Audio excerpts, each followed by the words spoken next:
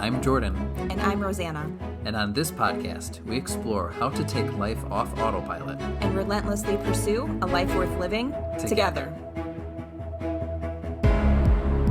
Welcome to Season 4, Episode 6 of the Relentless Pursuit podcast, The Marriage Dance. So last week on Thursday, is our anniversary on Thursday? Yeah. Thursday, June 24th, 2021, we celebrated 15 years of marriage. And next week on Wednesday, is that already next week Wednesday? No, in 2 weeks, we'll be headed to Mexico to actually kind of celebrate 15 years of marriage. Without the kids. Without the kids. We did this for the first time 5 years ago, so for our 10-year anniversary. Our kids were still pretty small. I think Juliet was not even quite 2 yet. Mm-hmm. The kids spent time with both sets of grandparents for 7 days, and we packed up just the two of us, and we went to Mexico to, celebrate 10 years of marriage and 3 kids and all of the things that we... Mm-hmm. It's nice, and I don't want to overlook just how fantastic it is, how much we benefit from having 2 sets of involved grandparents who can just help facilitate some time for us. Yeah. So we were laying at the pool 5 years ago, and I looked over at Jordan and said, wouldn't it be great if 5 years from now, because between that trip and this one, we weren't going to be able to get away probably. And that we kind of made this pact that in 5 years we would go. And earlier this year, with everything that happened with COVID, I was kind of very worried that the trip would not happen and a little kind of disappointed and rightfully so. But closer and closer to kind of March, April, we kind of decided that we should definitely do it and we could move forward and that it would be safe. And so now we're heading out. And so even just to think about what has happened in the last 5 years since celebrating 10 years of marriage and taking that last trip, here are a couple things that happened. These are maybe just some of our highlights. All right. So we're measuring time by trips to Mexico. So sure. Since our last trip. Since our last trip 5 years ago. All right. A new addition to our family, one that was not necessarily planned. But our 4th and our youngest child, Roman, who is now 3. A new home. 2 years ago, we moved. We've talked about moving on the podcast a bunch. We actually flipped a house, bought a house, flipped it, and sold it. My business that had been kind of in the background of me being the stay-at-home mom has been slowly building and has been kind of... We'll talk about that today. Launched forward this last year. A job promotion for Jordan that he had taken about 4 years ago that we've celebrated in that time. The launch of this podcast was something in the last 5 years. And there's plenty more milestones, memories, and road trip adventures with our kids that we've taken in the last 5 years as well. So there's a lot of things that have happened, some things that we've done, but also some things that we've tried or people we've become over the last 5 years as well. Yeah. Well, and through it all, I've come to realize, as many people have said before us, marriage is a dance. It's a long and beautiful dance that takes practice, refinement, and synchrony. Do you know what synchrony means? Yes. What does it mean? It means I would just use the synonym harmony, like you're kind of moving in tandem with one another. Yeah, in sync. And this is something I've called the dance of kind of less and more.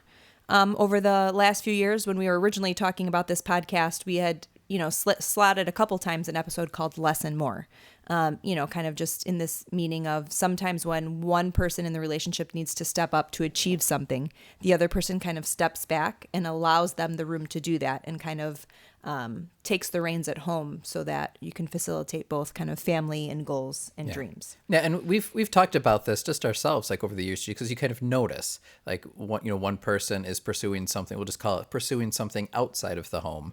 But the home is still there, and depending on what's in the home and what's in the life, it requires a degree of maintenance that then the other person agrees to kind of pick up. Yeah, picking up the slack and just making sure that it can all happen. And so it's like this really intricate dance that you kind of learn, and you can't really learn until you're married, and you can't really learn until you're in it, and you can't really, do without some missteps, right? And some failure and some falling and some stepping on toes. And so while I think of dance as kind of like this beautiful thing that kind of just happens effortlessly, I think on the good days, it is a beautiful thing that happens effortlessly, but there are a lot of steps and a lot of practice that it's taken over the last 15 years. Yeah, well, let's just extend that analogy. So you look at like a professional couple who's dancing, and they look really polished, right? It does look effortless, and but what you don't see necessarily is behind the scenes, the literal stepping on toes, the missteps,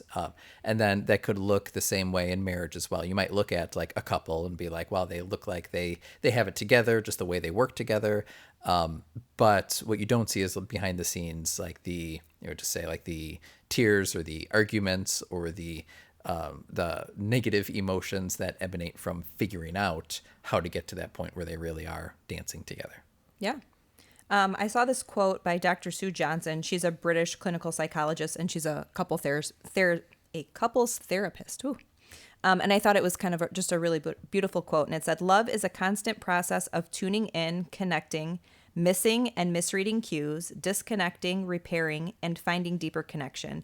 It is a dance of meeting and parting and finding each other again, minute to minute and day to day." And I think one of the things I've realized about marriage is that like it's day to day, because what we need as a family day to day changes, and what we need as individuals on a day to day changes, and it's kind of like this always just kind of meeting back together at the end and kind of coming together and reassessing and evaluating and like planning for what's ahead. Yeah. And so very much like a dance, that, the dancers part and then they come back close, Mm-hmm. So there's, a lot of movement and a lot of melee, but it's pretty cool. Yeah. So I have a different analogy, because as I was thinking about the dance, I think it's a great analogy. But I was also thinking about like some of the things that aren't represented in the dancer analogy, because really like there's when we talk about like someone in the relationship becoming more and the other person having to pick up the slack or become a little bit less at any given moment, is like really the reality is that when you're together, there's kind of this third thing that's there, right? There's me, there's you, but there's also the relationship. And then the things that we use that relationship to build, for example, like kids, right? If you're single, you don't have to worry about the relationship. Once you're married, then all of a sudden the relationship itself is something to maintain, and you add kids into it. They aren't going to take care of themselves. They aren't going to raise themselves. So that's the biggest one. But also like you just compile onto that all the things that come with the like day-to-day living, which like food needs to be bought, it needs to be prepared. A household needs to be cleaned and it needs to be maintained. Bills need to be managed, as do all finances. And you can kind of make a list of all of the stuff of life that requires doing, or else you can't go on to do more. So my analogy is that of climbing a mountain together, except you both have backpacks on. Now, at a given point, you're both trying to climb the mountain, and I think this is what the Relentless Pursuit is about. Like we could stay at the base of the mountain and just hang out, and some people do, and they enjoy that, and that's great. But you and I think our listeners are interested in climbing a little bit higher than they currently are, in whatever capacity that might mean for them. But to climb, your pack has to be lighter. So what do? You take some of the contents out of your pack and you hand it to your partner. Then as an individual, you climb a little bit ahead or climb a little bit up, and while your partner is, in a sense, somewhat tethered or slowed by that heavier pack of responsibilities, the day-to-day kind of maintenance that's required. So I think what we're talking about, and there's a lot, I thought about this analogy a lot. So yeah, I was going to say, wow, this was... I can build, more intricacies into that. But I think what we're talking about here is one, like the willingness of one person to say, okay, give me some of the content from your pack and put it onto my back, so you go climb. But also like thinking long term, if one person is kind of hampered by some of those day-to-day responsibilities and unable to ascend at the same rate, but the other person keeps going with the lighter pack, eventually they're going to like spread out and become further apart. So at some point, I think what we want to talk about too is how do you communicate about that switch as well? At what point do you say, okay, I've climbed to a certain point that I am satisfied with, and I'm grateful for your support in getting me here. But now let's switch. Give me some of your pack, and now you start climbing. And so throughout life, like you can together, like use that system in a sense to aspire to greater heights. On belay on. That's when you're going down, though. Oh, okay. Well, and so let's talk about the marriage dance. So whether you use a dance as the analogy or climbing the mountain, there's Go ahead and you guys can chime in on what your favorite analogy is. I think so I would say of the marriage dance, there's kind of 4 kind of different areas we're going to talk about today. And you've already brought up the first one, and that is taking turns as leader and follower. So if you're thinking about a couple who's doing a dance, right? The man usually leads and then the woman follows. Mm-hmm. And that I think that's true culturally as well. Culturally, right? Just for gender roles and all of that in relationships. But the only difference in marriage is that the leader should not always be the male. Instead, both of you should be familiar with both roles so that you can easily switch in and out of them as is required. So it's the ability to step up and step down that will provide the flexibility, teamwork, and balance in your marriage. And so let's talk about just that. Like in a marriage, there needs to be a leader and a follower. Because if you have 2 leaders, you've got no one to like. And you can, but not simultaneously, I don't think. I think there's a little bit of a give and take and what I've called the dance of less and more. Whereas it doesn't mean that you can't be successful and I can't be successful. But ultimately, if we're both trying to do our own thing simultaneously, how do you root your relationship? How do you root your marriage relationship? How do you root like your family? Like how do you keep it all together so that you're not just delegating your kids to somebody else and everything in your life to some like. Yeah, I think that's what has to happen is like you end up outsourcing a lot of those. So you end up hiring multiple people to carry your pack.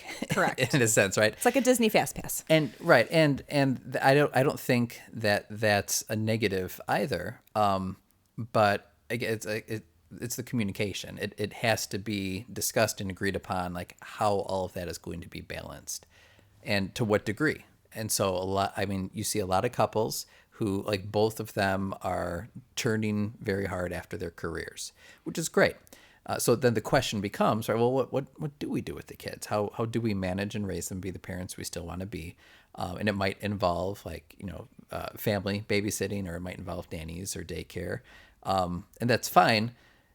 But it requires that conversation. Are we able to be who we want to be, character-wise, parent-wise, as we're climbing these heights with kids in the pack in this way? But also then maintaining your relationship as a couple. And mm-hmm. making your marriage a priority. So it's, you have to be kind of aware of all of those things. And I would say I think I would blame part of this on maybe how young we were when we got married. I always thought that like you were the leader and I was the follower, which made me uncomfortable even when we were young and married, because like I'm pretty independent and I'm pretty self-driven. And so like when we got married, I had a career, and so I was working too, and but I also did kind of like take on the responsibilities of like keeping up the home, and kind of like traditional kind of wife role, and I like kind of always thought that was my job, just because like that was like the example I had seen culturally, like growing up, that's kind of the example I had seen, and so that was like kind of part of it. But then through the course of our marriage over 15 years, like it took me a while, but I kind of started to resent that, because then I did have kids, and it was our decision to have kids, and it was our decision for me to stay home. Mm-hmm. But then I got to see you pursue like how many advanced degrees? 2, maybe 3, some kind of special certification. Like, so you got to keep climbing, and where I got to take more and more out of your pack while having kids on my back. So it's like stacking the kids and so I agree, but I also would say like I thought that was my job too. Like, all right, if I'm the provider, like I need to kind of climb the ladder and look at income and have an interest in making sure that the family's provided for. So in a way, like we were both kind of in that narrative we had seen play out in our own childhood households and doing the best that we could with that. So, but I think we've gotten a little bit more open-minded, like our eyes are open a little bit better as we've gotten older. Yeah. And so, but even now I feel like, okay, now we're 15 years in and things have kind of shifted for us. Our kids are older. We'll have 3 in school full time in the fall, which is like, I know, it's just mind blowing to me. And even one who will go to school a couple days a week for a couple hours. And so, things are starting to shift. And so there are certain ways now this summer that you are leading at home and I am leading out of the house. And those roles have reversed. And we can switch in and out of them. Like you're doing laundry for the first time in 15 years married. Yeah. And so let me just explain to listeners that I admit that I've been very spoiled and this is kind of, you look at the breakdown of division of labor, like laundry has to get done. So since we got married, really, you're just like, all right, I'll do that. And I'm like, okay, I'll do other stuff. And it just kind of stuck that way until recently where, especially as your business is building, I want to focus on that a lot more. It kind of makes sense to be like, let's reevaluate this division of labor. Let's reevaluate what's in your pack and what's in my pack, because I think we can better arrange those items in a way that helps us ascend in a more fulfilling way. Well, and part of it has to be like me kind of giving up control of those things and not feeling guilty that you're helping, because it has been traditionally my duty or my responsibility. But, just coming home off an event and seeing that you've done all of the laundry and you've changed the bed sheets and that you've run some errands, and it's freeing me up to do something that's really making me excited. I'm building a business and it's going well. And I feel like I can be someone outside of the house, where in the past I didn't feel like that. And so it's not that you're being less, but you're taking more out of my pack. So I have less responsibilities here, so I can have more responsibility somewhere else. And that's really cool to see, because that wouldn't have been us, 5 years ago, 8 years ago. And so it's interesting to see the dance, like understanding that you don't always have to be the lead and I don't always have to follow. Right.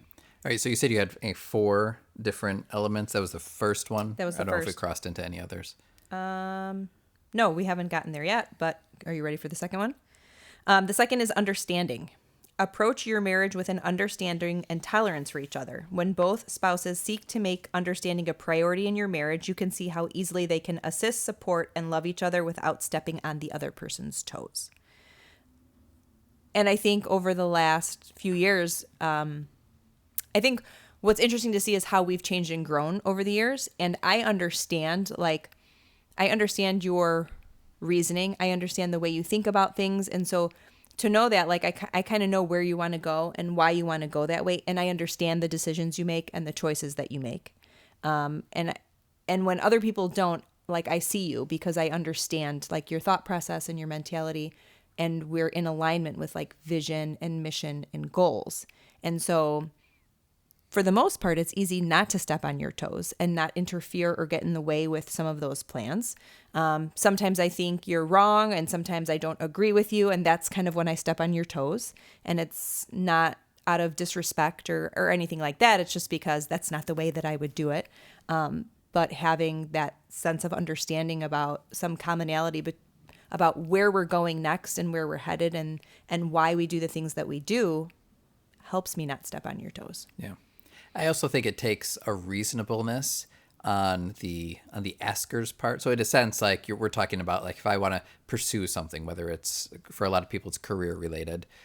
It often is for me, but even just like, hobby or socially, if I want to do something beyond the immediate household, it takes a reasonableness on my part to make that request. Like I'm not asking too frequently. I'm not asking for anything like too big, so that it makes sense for you to say, yeah, that's a reasonable request. I would love to help accommodate that.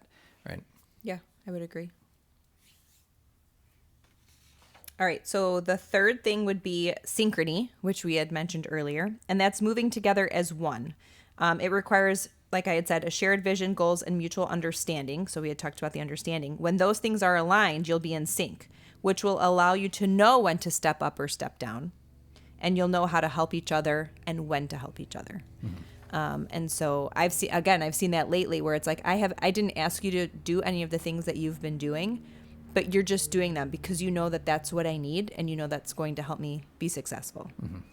Yeah. And part of my mentality has been like, what can I do to not to say like I'm supportive or let you go out, but then come home and still have the full weight of responsibilities you've traditionally taken on. But to just do it and kind of manifest my support in that way. Yeah. So, and then the last thing would be to lead with your partner's best interests in mind. So these are all kind of like, they all kind of build off of each other. You see that like within synchrony, there's understanding and vice versa. And with understanding, there's following and leading. And this last one is where there's trust, intimacy is made. And so through all of that, our relationship is strengthened. And so you wouldn't necessarily think,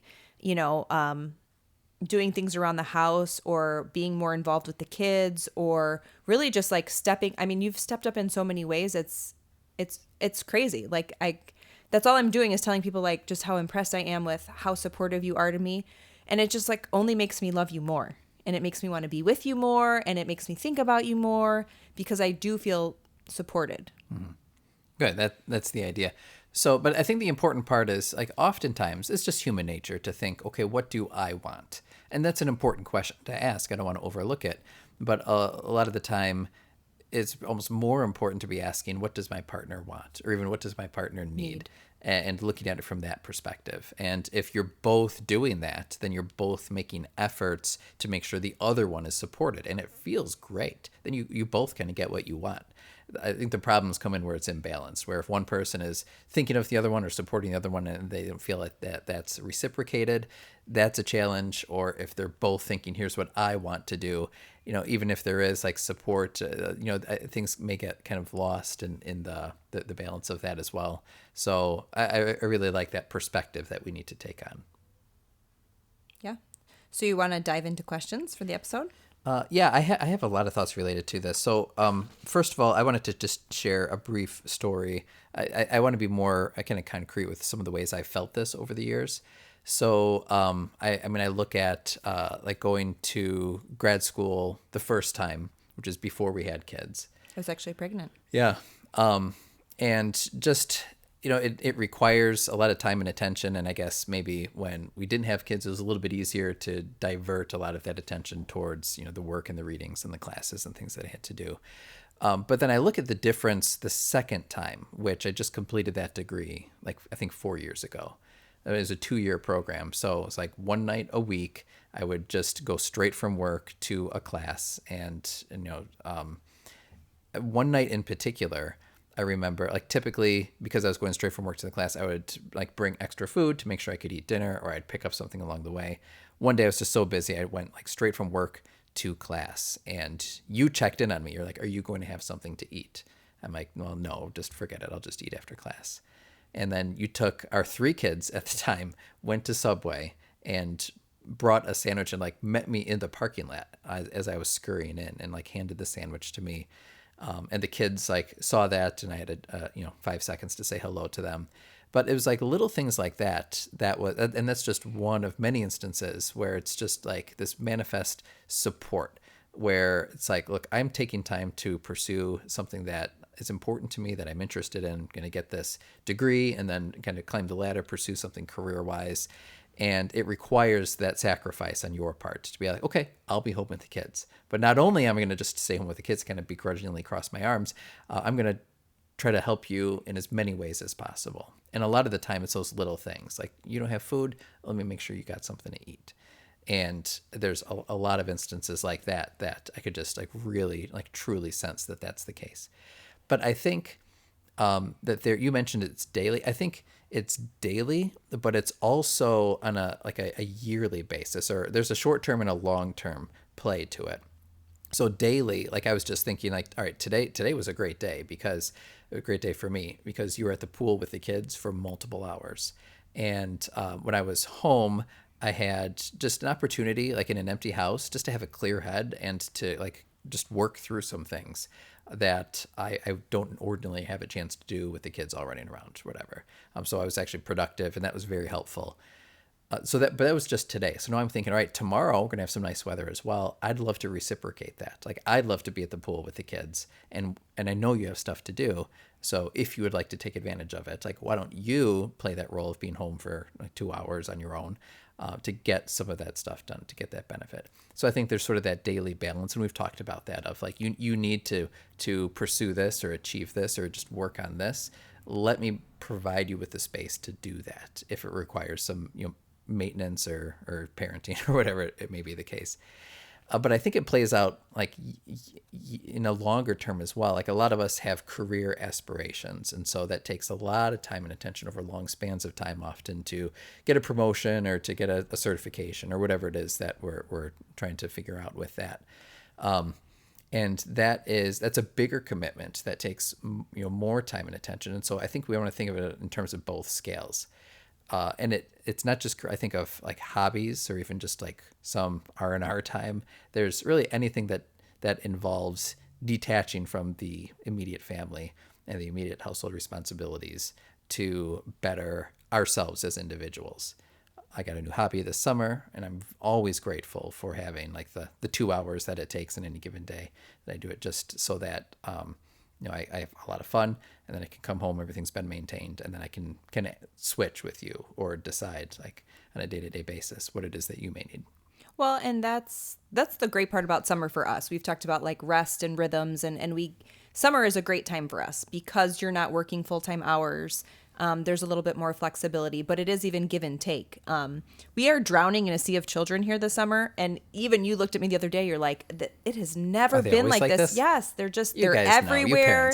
They're in everything, especially each other, hitting, like all of like just the sibling kind of stuff. And we looked at each other yesterday like, oh my, how many more? It's 54 more days, someone told me today at the pool until they go back to school. Okay. But, through that, it's just like understanding, taking turns, having someone else's best interest in mind. It's all of that every single day. And so, yeah, you've picked up this new hobby. You're trying to commit to going. Are you going to tell people what your hobby is, or you're just going to keep it quiet? Sure. No. So I this summer, starting in June, I started training in jiu-jitsu.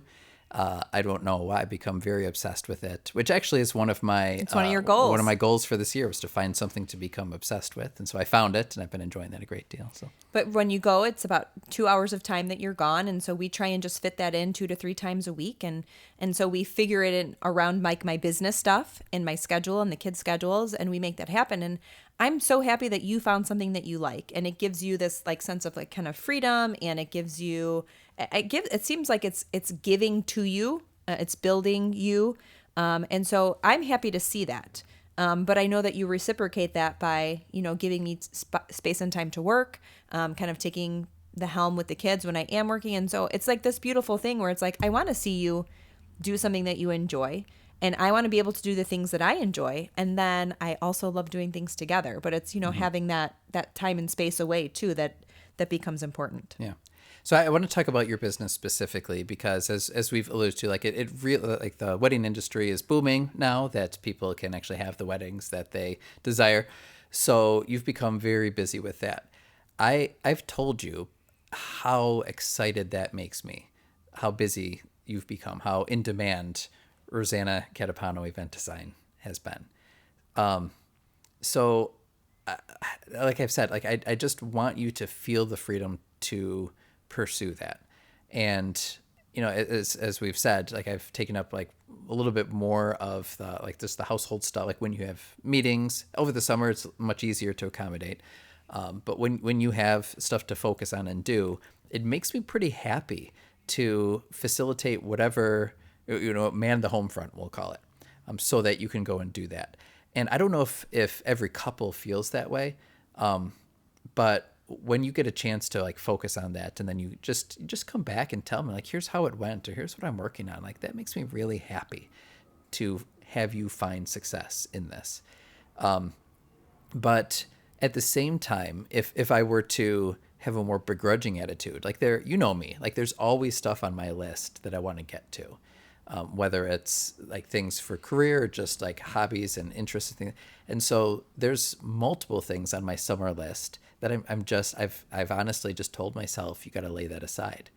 And if I were begrudging, I would be like, man, like I really need time to get to this. And Rosanna's spending so much time working. What's the deal with that? I need to do this stuff. And maybe a younger version of me might have actually felt that way. But the truth is, it's like, you know what? That's not as important as the happiness that I want to see my loved one experience through what she's pursuing. Well, and I think that comes with time and perspective on your part, because for the last couple years you've even encouraged me to like take on more and to grow this. And it's usually ended up, and not, we're not like arguers in general, but kind of in an argument where I said, that's great that you tell me I can do it, but you, because of where you were in your career, taking on more responsibilities, more roles, more time, I said, I cannot, because there's no one else to pick up the slack. And you would say, oh, yeah, well, I could help. Right. And it's one thing to say it, and then it's another thing to do it. And you really kind of just stepped up. Every time I said yes, your eyes lit up with excitement for me.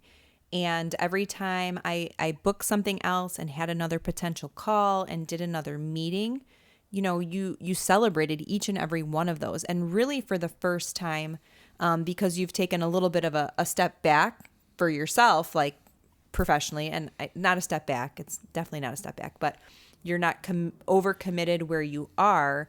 Like, you're like, oh yeah, I can easily, pick up the reins here or the slack or where you've left off, so that it doesn't have to be this or that. It's this and that, like, and both, that it's not or, it's and. Like, I can be a mom and I can work.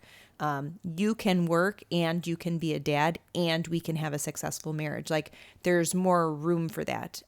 Whereas in the past, and I think that just comes with like age and with learning, that even when you took on more at work and when you were climbing, it didn't necessarily make you any happier or any more fulfilled. And so kind of knowing that and knowing It did. Yeah, absolutely. well, but what I'm saying is that you don't need to, at this point, you don't feel like you need to do more to feel fulfilled. That, like, Still need something, but what I'm pursuing is it's not strictly work related.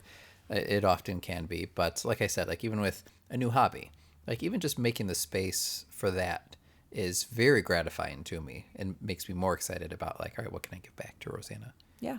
And I think that's great. And, and maybe it's different for everybody. Everybody's marriages look different and what they need look different. And both people are working. But for us, that's never necessary. That hasn't been the case. And so it's like this new balance and this new dance of, now I'm taking the lead in one area and you're taking the lead in another, and the other person is following suit. And so it's this give and take, and it's this less and more. And it's not either or, but it's yes and. Yeah. All right, so I know we want to get into some Q&A. So here's my first question, kind of building off of that. So going off of my climbing analogy, does one person, to what extent, like, should one person be convincing the other to lighten their pack and climb? So, like, for your business, for example, I've said for a number of years, I would be excited for you to build into this. Remember, and you were even talking about, like, no, like, once the kids get old enough, maybe I'll just get a job and it would be easy. I could just make this much. And I think it took some conversations and maybe some convincing too, to be like, if you want to build your business, then we'd have to have new conversations about how to facilitate that.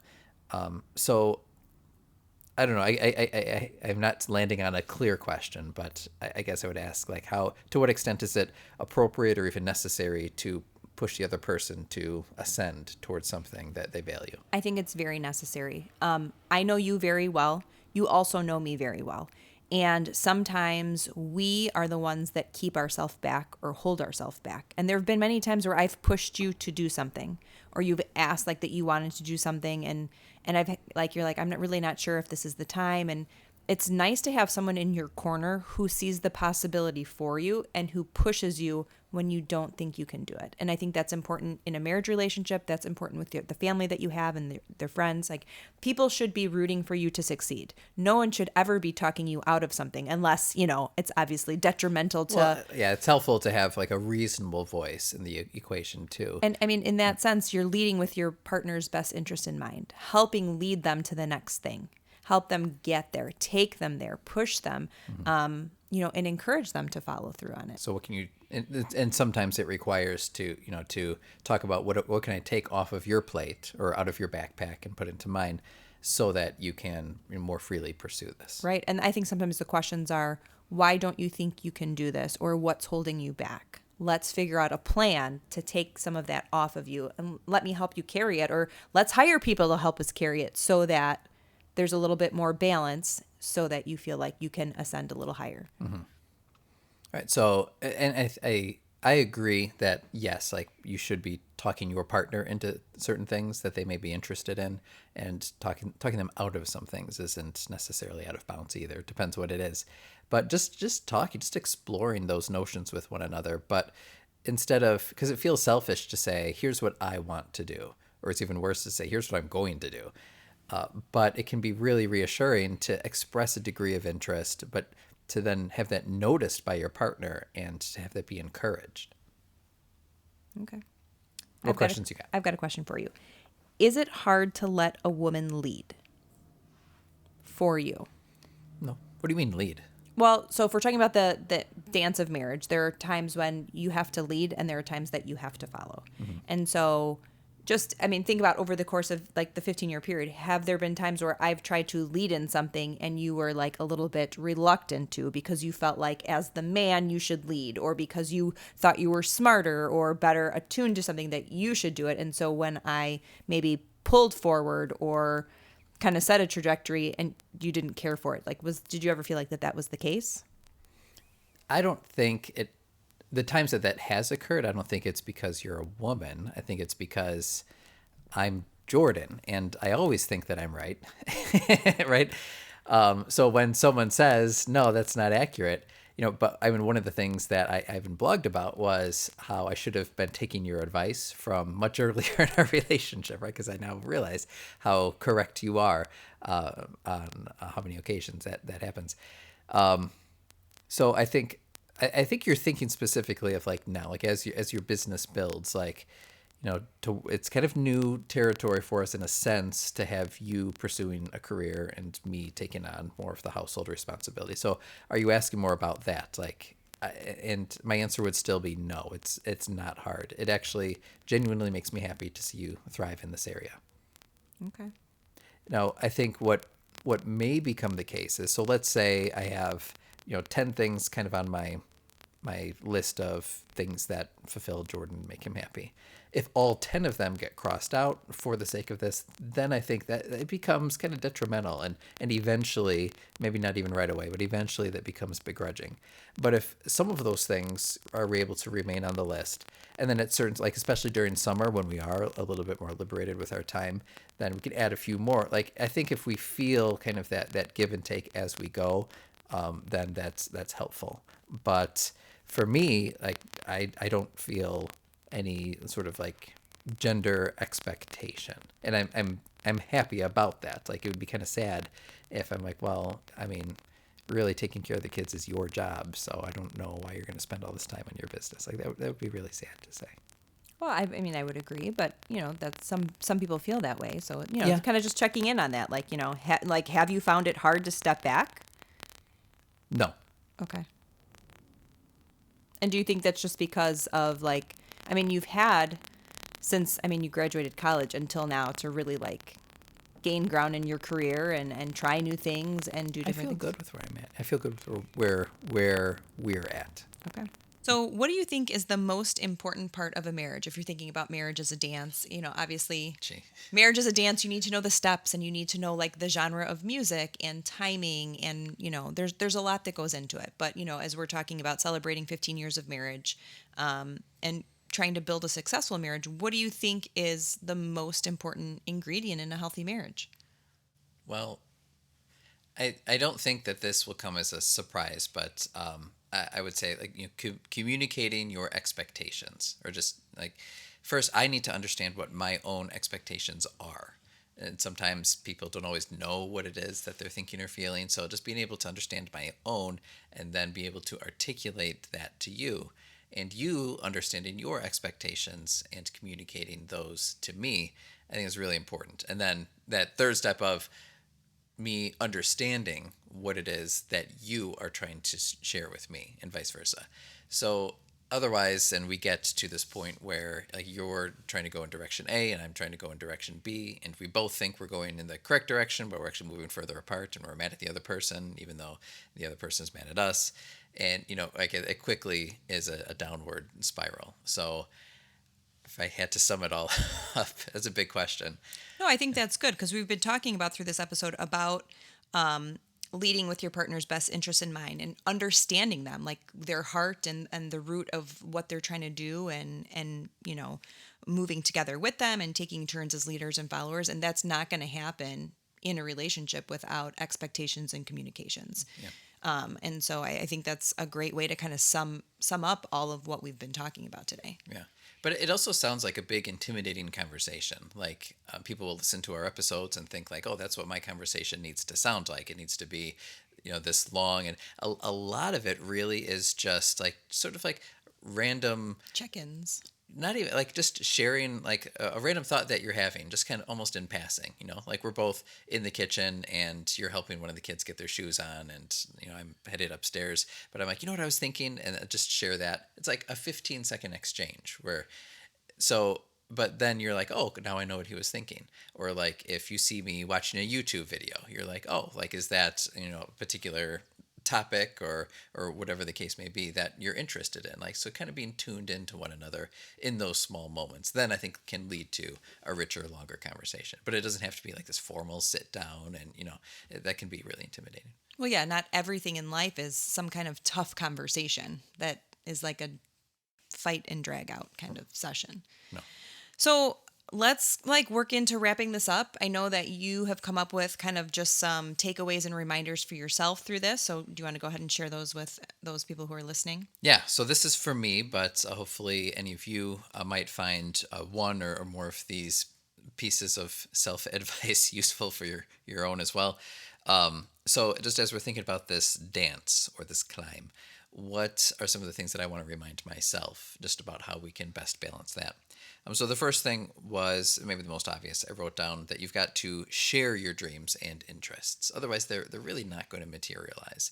And that can lead to feelings of like frustration, even towards the other person, even though like they can't read your mind. So if you're interested in something, or even if you have like this long off kind of vision for something that you would like to fold into your life somehow, you got to share it. The second thing is be patient, because it might be the right dream, but it might be the wrong time.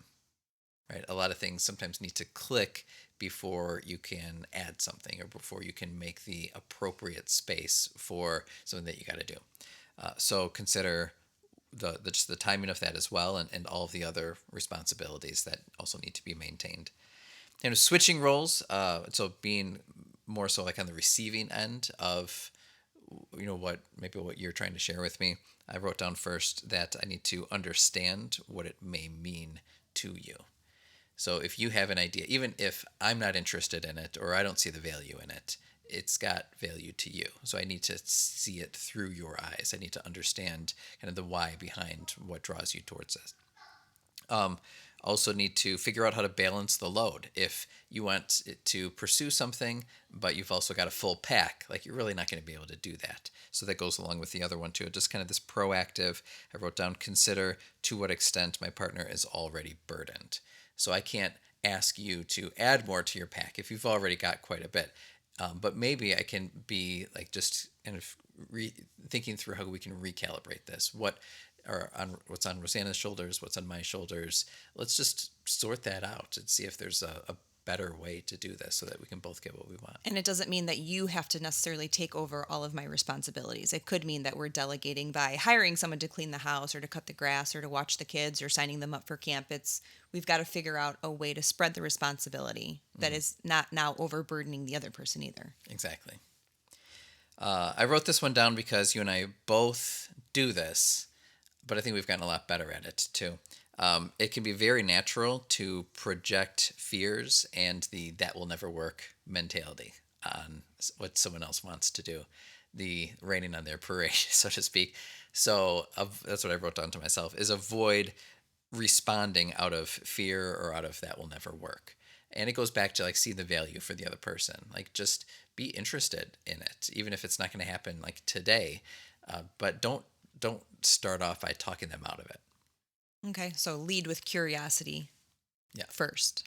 Yeah, and To understand, like, why would you bring that up, or why is that a goal, or not letting fear or right. stress take over. Now, you do need, I think partners need to be like reasonable voices in each other's lives as well. So, like, if there's, don't green light every whim of your partners, right? But do initially at least respond with support and with understanding. And then you can sort out to what extent this really can be a reality and when.